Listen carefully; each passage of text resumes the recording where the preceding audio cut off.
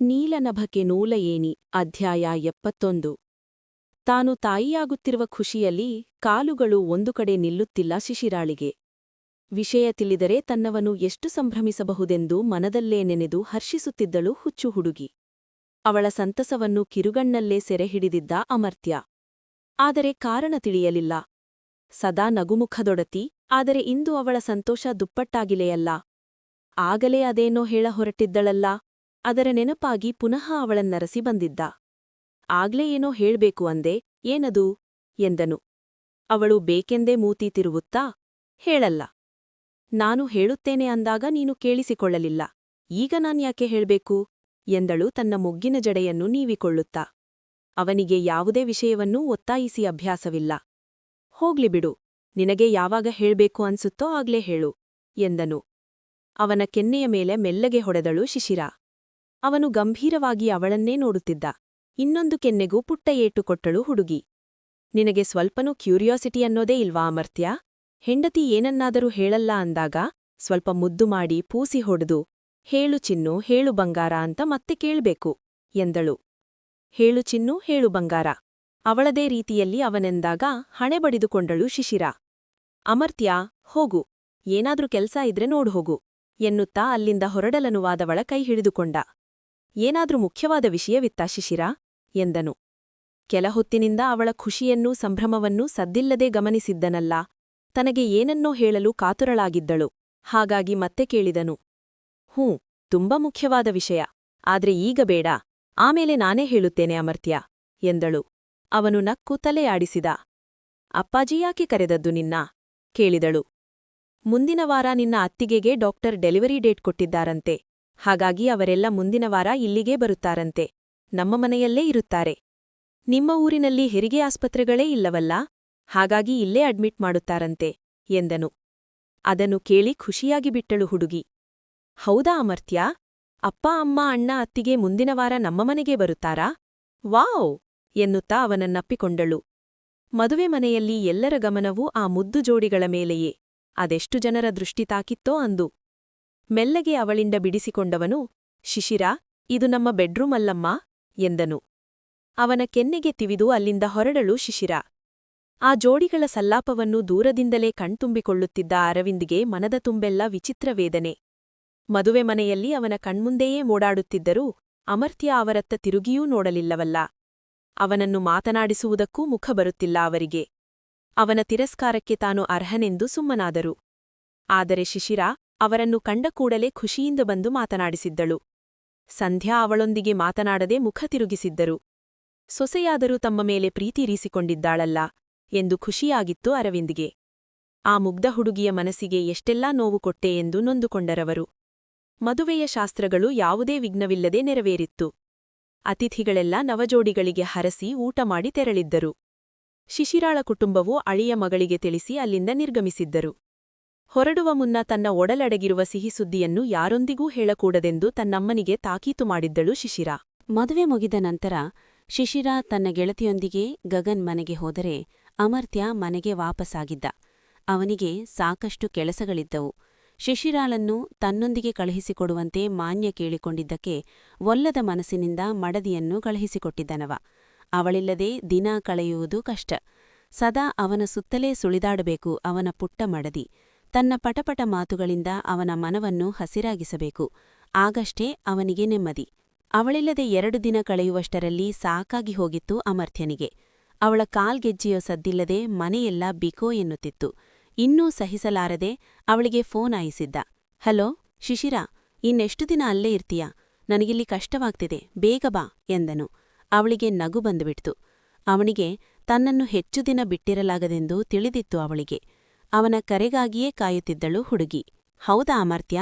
ಯಾಕೆ, ನಾನಿಲ್ದೆ ಬೋರ್ ಆಗ್ತಿದ್ಯಾ ಎಂದು ಕಿಸಕ್ಕನೆ ನಕ್ಕಳು. ತಮಾಷೆ ಸಾಕು ಶಿಶಿರಾ, ಪ್ಲೀಸ್ ಬೇಗ ಬಾ. ಆಯ್ತು ಆಯ್ತು, ಅದಕ್ಯಾಕೆ ಕೋಪ, ನಾಳೆನೇ ಬರ್ತೀನಿ ಎಂದಳು. ಆದರೂ ಅವಳನ್ನು ಕಾಣದ ಹೊರತು ಅವನಿಗೆ ನೆಮ್ಮದಿಯಿಲ್ಲ. ಕರೆ ತುಂಡರಿಸಿ ಅವಳಿಗೆ ವಿಡಿಯೋ ಕಾಲ್ ಮಾಡಿದ್ದ.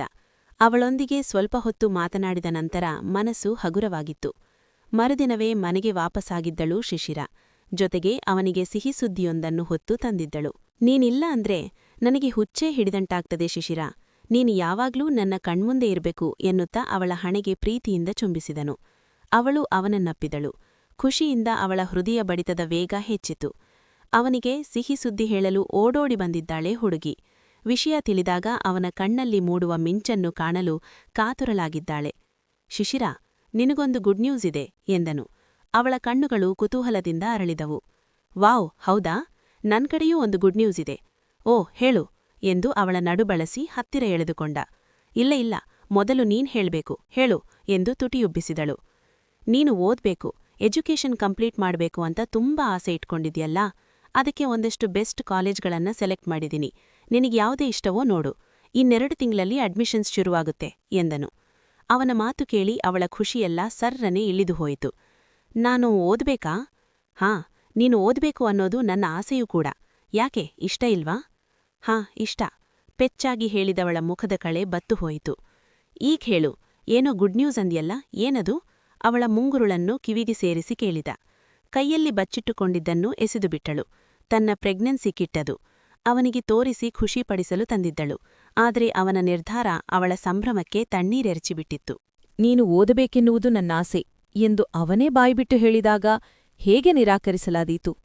ಆದ್ರೆ ಈ ಮಗುವನ್ನು ಒಡಲಲ್ಲಿ ಹೊತ್ತು ಓದು ವಿದ್ಯಾಭ್ಯಾಸವನ್ನು ನಿಭಾಯಿಸಲಾಗುವುದೇ? ಕಳವಳದಿಂದ ಕಪ್ಪಿಟ್ಟಿತ್ತು ಅವಳ ಮುಖ.